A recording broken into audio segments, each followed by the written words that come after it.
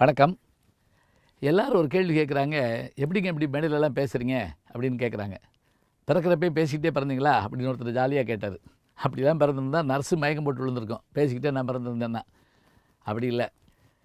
சித்திரமும் கைப்பழக்கம், செந்தமிழும் நாப்பழக்கம், வைத்ததொரு கல்வி மனப்பழக்கம், நித்தம் நடையும் நடைப்பழக்கம், நட்பும் தயையும் கொடையும் பிறவிக்கணும். 4 விஷயத்தை பழகுனா வந்துடும். சித்திரம், செந்தமிழ், மனப்பாடம், ஒழுக்கம். 3 பாரம்பரியமாக வரணும். என்னென்ன என்றால் அது நட்பு, தயை, கொடை. சரி, என்ன எடுத்துக்கங்க. நான் எப்படி பேச்சாளனாக இருப்பேன் அப்படி யோசிச்சு பார்த்தா, எனக்கு பேசணுங்கிற ஆசிரியர் இருந்ததா, ஆர்வம் இருந்ததா? நான் பாட்டுக்கு ஸ்கூலில் போயிட்டு வந்துக்கிட்டு விளையாடிக்கிட்டு தெரிஞ்சேன்னு வச்சுக்கங்களேன். ஒரு நாள் எங்கள் அப்பா திடீர்னு கூப்பிட்டு, எங்கள் அப்பா தமிழாசிரியர், நான் படித்த பள்ளிக்கூடத்துலேயே வேலை பார்த்தாரு, எனக்கு வாத்தியாரும் கூட. நாளைக்கு நம்ம பள்ளிக்கூடத்தில் ஆண்டு விழா, நீ அதில் பேசுகிற அப்படின்ட்டாரு. எனக்கு என்ன பண்ணுறதுனே தெரில. நான் அது வரைக்கும் மேடையில் பேசுனதில்லை.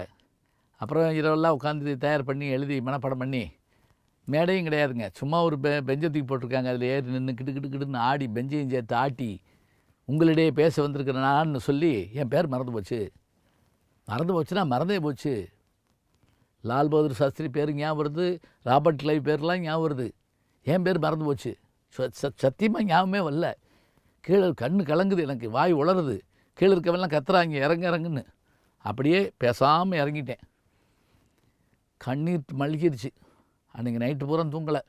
இனிமேல் ஜென்மத்துக்கு மேடை பக்கம் போகக்கூடாது, பேசக்கூடாது அப்படின்னு முடிவு பண்ணி வச்சுருந்தேன். அப்புறம் கொஞ்ச நாள் கழித்து யோசித்து பார்த்தேன், எது நமக்கு வரலையோ அதையும் விடணும், அதை விடக்கூடாது, அதோட முயற்சி பண்ணணும் அப்படின்னு நினச்சேன். இப்போ சைக்கிள் ஓட்டுறப்ப கீழே விழுந்து அடிபட்டு போகுது, விட்டுறோமா? தண்ணியில் குதித்து நீந்துறப்போ தண்ணியை குடிச்சு போடுறோம், விட்டுறோமா? விடலை. என்ன பண்ணேன்? அதோடு ஓட ஆரம்பித்தேன். பயிற்சியும் முயற்சியும் படிப்பும் என்னுடைய தந்தையார் போன்றவர்கள், என்னுடைய ஆசிரியர் போன்றவர்களுடைய ஆதரவும் எல்லாமே சேர்ந்து எனக்கு பெரிய பெரிய பெரிய பெரிய வாய்ப்புகள் வர ஆரம்பிச்சது. அங்கே பேசினேன், இங்கே பேசினேன், அப்படி பேசினேன், வரிசையாக பேசிக்கிட்டே வந்தேன். சிங்கப்பூரில் 2000ஆவது ஆண்டு மலேசியா சிங்கப்பூர் போயிருந்தேன்.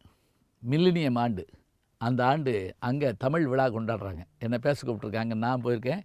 வினு சக்கரவர்த்தி நடிகர் வந்திருக்காரு, ஆர்வி விஜயகுமார் இயக்குனர், அந்த எஜமான் படமெல்லாம் எடுத்தவர், அவர் 3 பேர் வந்து போயிருக்கோம். எல்லோரும் பேசி முடிச்சிட்டாங்க, என்னை பேச கூப்பிட்றாங்க. ஞாபகம் வச்சுக்கோங்க, 25,000 பேர் கொண்ட அரங்கம், 3 அடுக்காக இருக்குது.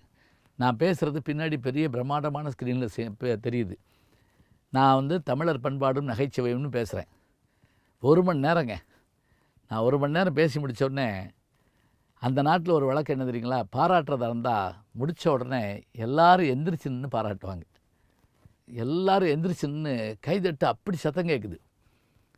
எனக்கு அப்படியே கண் கலங்கி போச்சு. நல்லா கவனிங்க.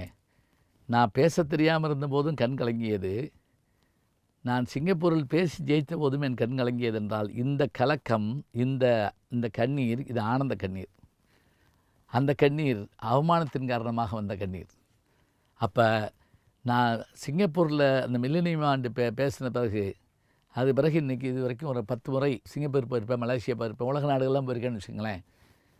நான் ஜெயிப்பதற்கான களத்தை ஏற்படுத்துவதற்கு நான் ஓடி இருக்கிறேன்னு பாருங்கள். அந்த ஓட்டம் தாங்க முக்கியம். விடாமல் ஓடிக்கிட்டே இருக்கணும்.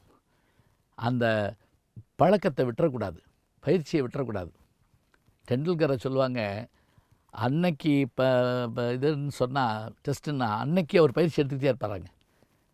இவ்வளோ பெரிய ஆள் பயிற்சி எடுக்கணுமா அப்படின்னு நினைப்போம். அது தப்பு.